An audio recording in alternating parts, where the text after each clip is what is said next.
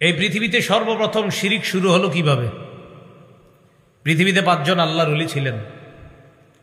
একজনের নাম ওয়াদ্দুন, আরেকজনের নাম সুয়াউন, আরেকজনের নাম ইয়াগুস, আরেকজনের নাম ইয়াউক, আরেকজনের নাম নাসরুন।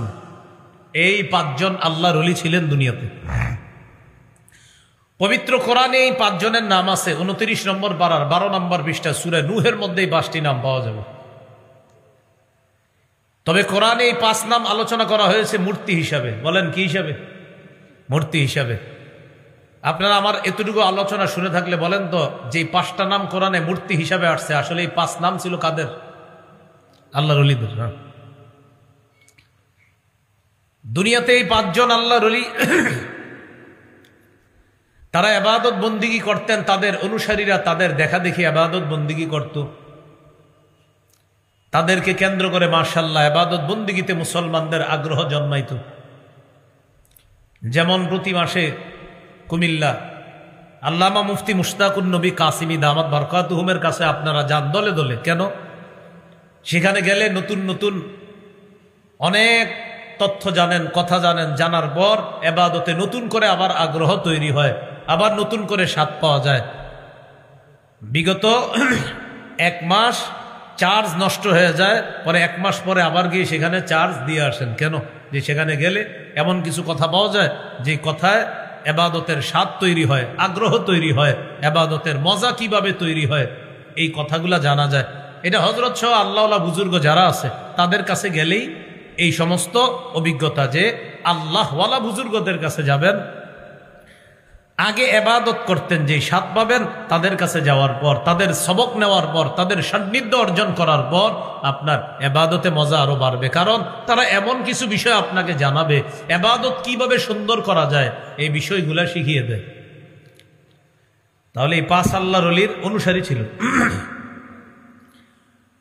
5 আল্লাহর ওলি মারা গেছে। ওয়াদ্দুন মারা গেছে, সুয়াউন মারা গেছে, ইয়াগুস মারা গেছে, ইয়াউক মারা গেছে, নাসরুন মারা গেছে। 5 আল্লাহর ওলি মারা যাওয়ার পর তাদের অনুসারী যারা আছে তারা ইবাদতে আগের মতো মজা পায় না।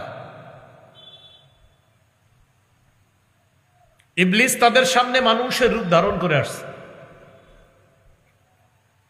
মানুষের রূপ ধারণ করে এসে ইবলিস তাদেরকে বলল, তোমাদের মন খারাপ কেন?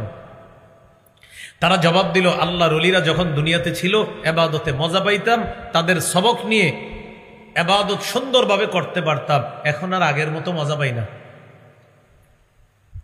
ইবলিস তাদেরকে বলল, আমি তোমাদেরকে একটা বুদ্ধি দিতে পারি ইবাদতে মজা পাওয়ার। কি বুদ্ধি?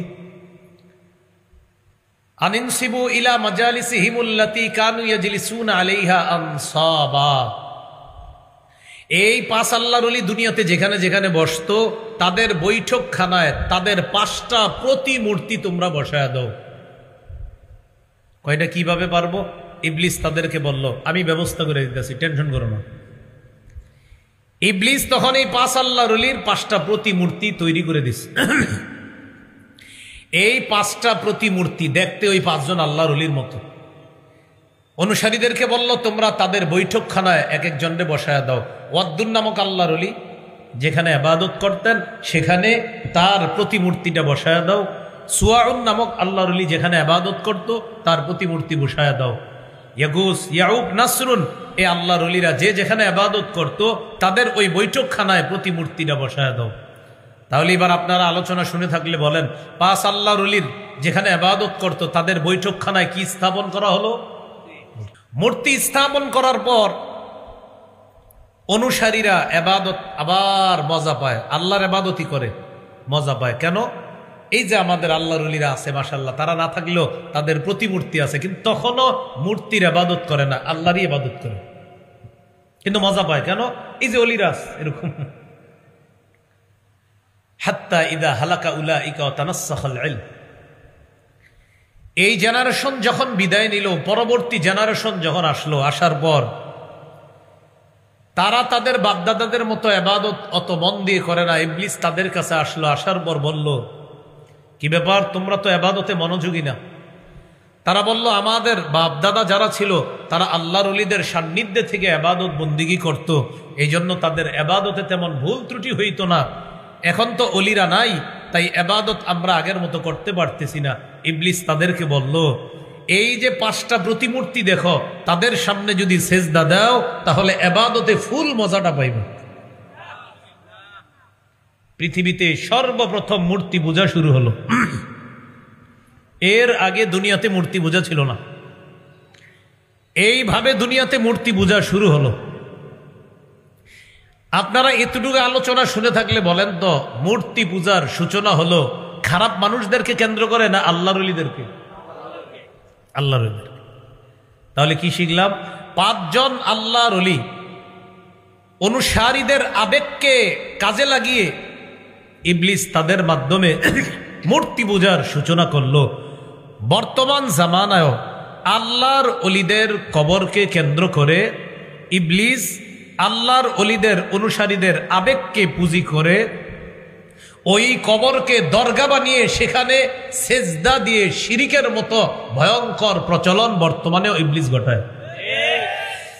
তাহলে বলেন তো, মূর্তি পূজা এটার সূচনা হলো কিভাবে? আল্লাহর ওলিদেরকে কেন্দ্র করে।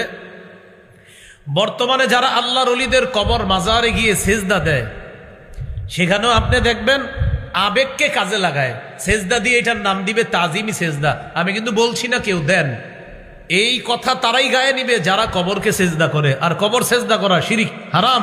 এটা আল্লাহর সাথে শিরিক করা হয়, তার সব কিছু বরবাদ হয়ে যাবে। যদি এই অবস্থায় মারা যায়, তার ঠিকানা জাহান্নাম, কোনো সন্দেহ নেই। তাহলে আমরা আলোচনার এতটুকু বুঝতে পারলাম, এই জামানায় শিরকি কর্মকাণ্ডগুলো হয় অলিদের আবেগকে কেন্দ্র করে। আমরা আল্লাহর ওলিদেরকে ভালোবাসি, মহব্বত করি, এটা ইবলিস ভালো করে জানে।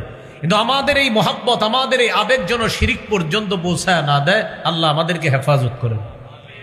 তাহলে আল্লাহর ওলি মহব্বত করি, আল্লাহর ওলির কবর জিয়ারত করব, কোনো সমস্যা নাই। কিন্তু আল্লাহর ওলির যে মহব্বত করি, এই আবেগ যেন ইবলিস আমাদেরকে শিরিক পর্যন্ত না পৌঁছায়। আলোচনা চলতেছে, আয়াতে আল্লাহ 4টা বর্জনীয় পাপের কথা বলছে। 3 নাম্বার, ওয়াল আনসাব। কোরআনে গাঁজা খাওয়া হারাম বলে নাই, গাঁজা দেবী করণীয়, গ্রহণীয় না বর্জনীয়? হারাম বলা হয় নাই। মুসলমানের জন্য বর্জনীয়, এটা গ্রহণ করা পাপ। 43 নম্বর আয়াতে বলা হয়েছে নেশাগ্রস্ত অবস্থায় আমার ইবাদত করো না। এখন ভাগ্য নির্ণয়ক ভাগ্য মানুষ গণনা করে, এই মানুষের ভাগ্য গণনায় বিশ্বাস করা, আমি ডাকাতি করব, এটা নেশা। যারা ডাকাতি করে নেশায় ডাকাতি করে। রাসূলুল্লাহ সাল্লাল্লাহু আলাইহি ওয়াসাল্লাম বলেন, মান আতা আররাফান নেশাকে পেশায় রূপান্তরিত হয়ে যায়।